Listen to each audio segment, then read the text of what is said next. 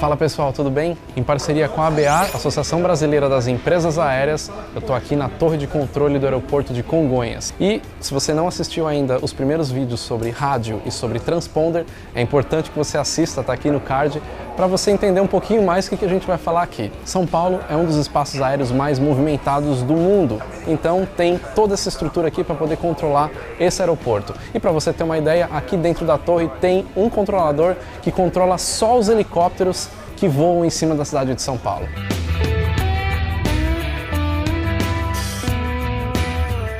A torre de controle é dividida em setores, então para explicar um pouquinho melhor eu chamei a Lorena e o Coronel Turola para mostrar esses setores como é que funciona. Lembrando que a gente está falando num tom de voz baixo justamente para não atrapalhar, a gente não está numa simulação, a torre está funcionando. Para começar, Lorena, a gente já falou de rádio e também outro item fundamental que é o código transponder das aeronaves, né? Eu queria que vocês me explicassem um pouco a visão de vocês aqui da torre, como é que isso se aplica. O rádio é o meio vital de comunicação, de transmissão de informações para o piloto, que é o nosso usuário. E o código transponder, aquele que você insere lá os 4 dígitos? Aqui na torre nós temos uma repetidora radar que nos auxilia a visualizar a aeronave acionada o transponder. Mas o trabalho da torre é essencialmente um trabalho visual. Esse trabalho do radar, ele é mais um auxílio, para vocês saberem quem está chegando e tal. Exatamente. E acho que é importante até dizer que assim, muita gente acha e já liga o controle de espaço aéreo Torre de controle. Torre de controle. Então o cara tá lá no meio do nada e fala a torre de controle. Sim. No meio do nada não tem torre de controle. A torre de controle é um órgão de controle do aeroporto. O raio de atuação do controlador de uma torre de controle é dentro do campo visual dele, que é a nossa CTR, que é a zona de controle. Os órgãos de controle de tráfego aéreo estão divididos por área de atuação. A torre de controle controla a CTR, que é essa área do aeroporto que o Coronel Turola falou. Numa área maior de atuação está o controle de aproximação, o APP, que controlam os aviões dentro da chamada terminal. Já em rota, os aviões são controlados pelo Centro de Controle de Área, o ACC. Tanto o APP quanto o ACC só controlam com auxílio de radares e não tem contato visual com as aeronaves. O piloto, seja de aviação comercial, seja aviação executiva, seja o que for, ele vai começar o voo dele. É aquela posição. Vamos lá ver? Vamos. Então vamos lá.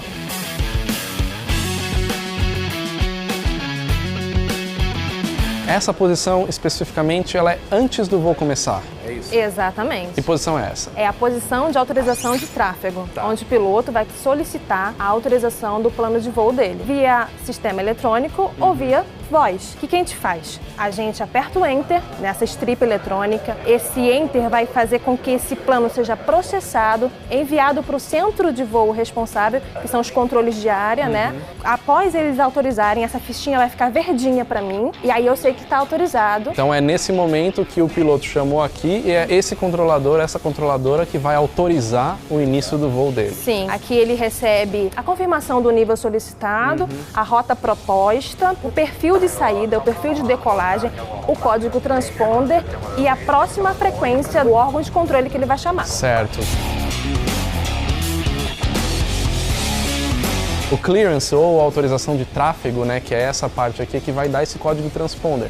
No caso de aeroportos, como o Campo de Marte, por exemplo, que não tem essa posição, aí é o solo que vai dar o código transponder para esse cara. É importante falar também do clearance, que aqui o piloto pode ter proposto uma rota de acordo com o planejamento dele, mas após todo esse tratamento desse plano de voo e autorização dela, esse voo, consequentemente, essa rota pode vir com alguns ajustes. É nesse momento que o controlador forma se a rota foi aprovada conforme emitida ou se teve algum ajuste.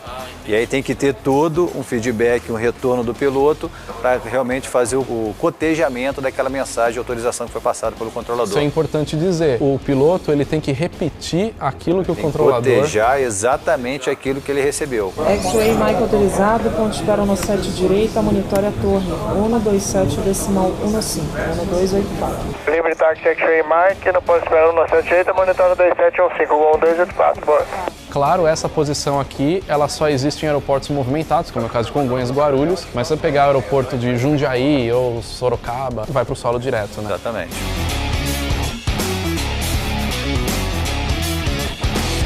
Plano de voo, então, aprovado. Agora, solo. O que o solo faz? Da onde começa, para onde que ele vai? Primeiro o piloto vai solicitar via voz a solicitação de pushback e acionamento. E vai deixar ele posicionado na taxiway, que são viazinhas que conduz ele até o ponto de espera. Aí ele me informa, estou pronto para o táxi. Aí a gente vai dar instrução, autorizado, táxi, via faixa mic até o ponto de espera, cabeceira 17, monitore a frequência da torre.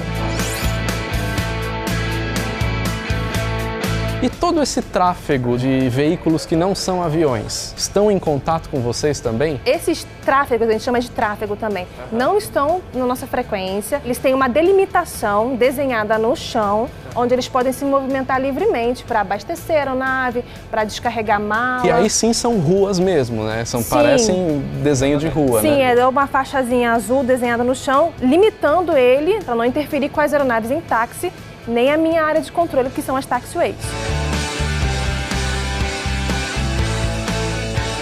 Nesse caso da chegada, tem que estar monitorando a torre também ou não? Ele chega, aí ele vai livrar a pista, aí a torre dá a instrução dele chamar o solo assim que ele livrar a pista. Certo. Aí ele vai receber instruções para o estacionamento dele.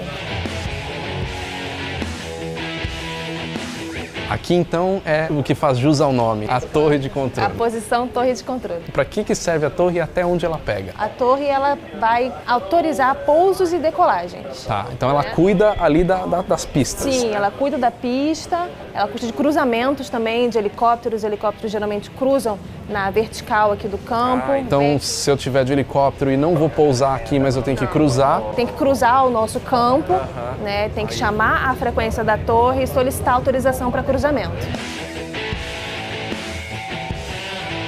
A partir de que distância o avião ele começa a chamar a torre para pousar nesse aeroporto e até que distância ele vai para passar para o próximo órgão? Em procedimento de pouso, geralmente a aeronave tem que chamar com 7, 10 milhas. E para decolagem, vai mais em altitude, 3.000, 4.000 pés. A torre de controle, posição torre de controle, como órgão operacional, então ela é responsável pela zona de controle, pela CTR, os procedimentos e as ações de pouso e decolagem e também o circuito do aeródromo, ou seja, a perna do vento, a perna de través, a perna base, a final, toda essa área ela é responsabilidade da posição torre de controle. No caso de um aeródromo, então, que opera basicamente voo visual, pouco instrumento, essa questão que você falou do circuito de tráfego, para a torre é muito mais o dia a dia, né? No caso de Congonhas, que opera instrumento, já entra nas cartas de aproximação, já é outra... É outra concepção. Mas o conceito é o mesmo. O conceito é exatamente o mesmo. E quem voa drone e faz aquilo que fizeram há um tempo atrás ali, atrapalha a operação de vocês de um jeito surreal, né? Por isso que existem regras específicas coordenadas pela ANAC, pelo DCEA, para o voo de drone. Então, aquela situação que aconteceu no ano passado é um exemplo importante de mostrar o transtorno e o perigo, principalmente, que trouxe para as operações aéreas aqui do aeroporto de Congonhas. Com certeza, você vê, é realmente perigoso, né?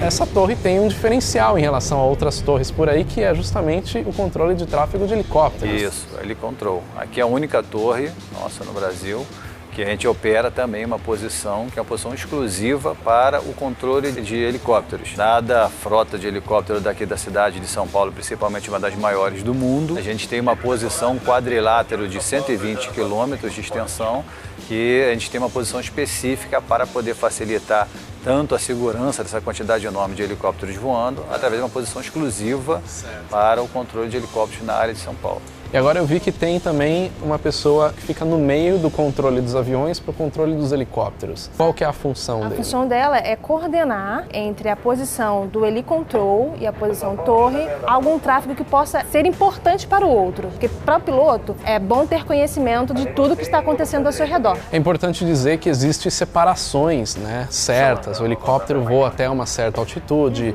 o tráfego dos aviões já está acima, o tráfego de aviação geral está no meio. Se der uma pane no rádio do avião, tem um instrumento que resolve esse problema, né? Vou mostrar ela aqui? Muito bem, uma pistola de luz, então sinais luminosos. Sim, a gente instrui o pouso, a decolagem ou o não pouso ou não, a não decolagem. Sim. Com uma luz verde para autorizar, se negativo, a luz vermelha. E tem um sinalzinho amarelo aqui também? Isso aqui serve para condição específica, por exemplo, uma aeronave na pista. Vou apertar amarelo 2 vezes para ele saber que ainda não está autorizado o pouso dele. Posso ver como é que funciona? Claro que eu não vou apontar para fora, né? Então só apertar e segurar. Vermelho, nossa senhora. E aí o amarelo, que é sem cor nenhuma, na verdade, né? Tá chegando o horário do dia que a luz está caindo. Então esses filtros, eles são muito úteis durante o dia para você conseguir enxergar um óculos escuro, né? Sim, é.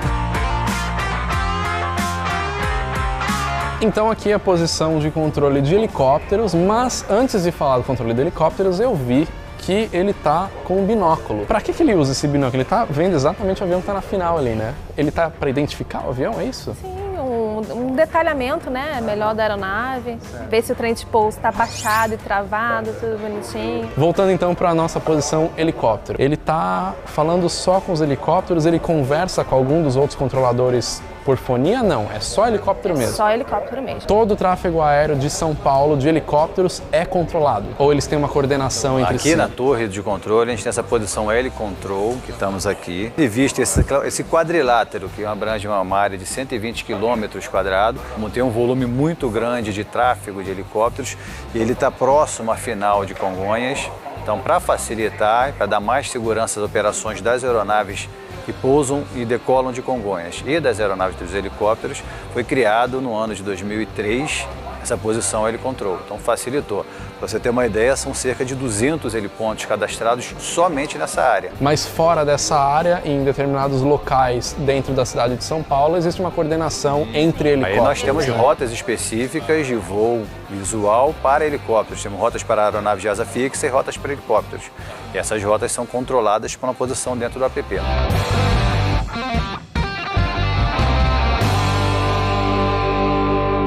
E para orquestrar tudo isso daqui, existe um coordenador aqui dentro da torre, né? É ele que está avaliando se está todo mundo ok, troca de turno, tudo mais, né? Ele fica nessa posição Nessa aqui. posição aqui. Que é a posição central, e ele faz o gerenciamento de toda a sua equipe. Na questão dos rodízios, na questão do descanso, ele cumpre um turno operacional, e dentro desse turno operacional a equipe é dimensionada de forma que exista um rodízio, tendo em vista o grau de complexidade, de atenção que tem que ser dado durante a posição operacional. No máximo 1h30, 2 horas é a posição que ele está, num turno de 8 horas normalmente. Vai sendo feito um rodízio para poder ter um momento de descanso.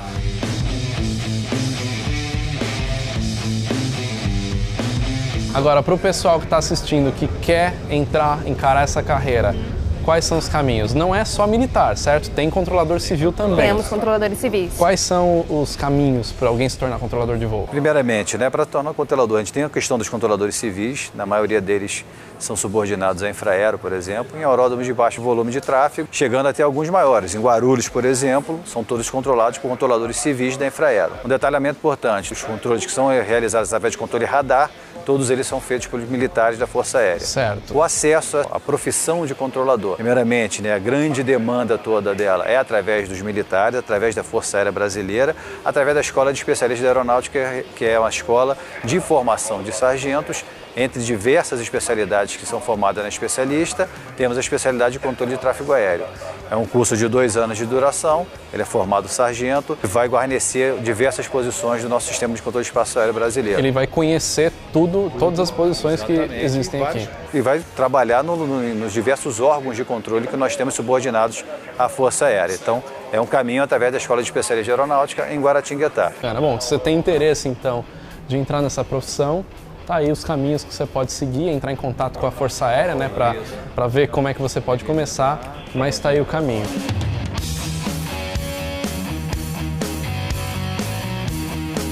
Então, Coronel, a satisfação. Muito obrigado. Aqui o DTC São Paulo, a SRPV São Paulo, estou de portas abertas. Muito obrigado. Nós que agradecemos. Obrigado mesmo. Espero que vocês tenham gostado e não esquece de comentar se você tem algum tipo de contato com a aviação, você usa o controle de espaço aéreo falando no rádio, comenta aí, também não esquece de se inscrever no canal e acionar o sininho para saber quando a gente vai postar os próximos vídeos aqui dessa série de vídeos de controle de espaço aéreo. Valeu, até o próximo vídeo.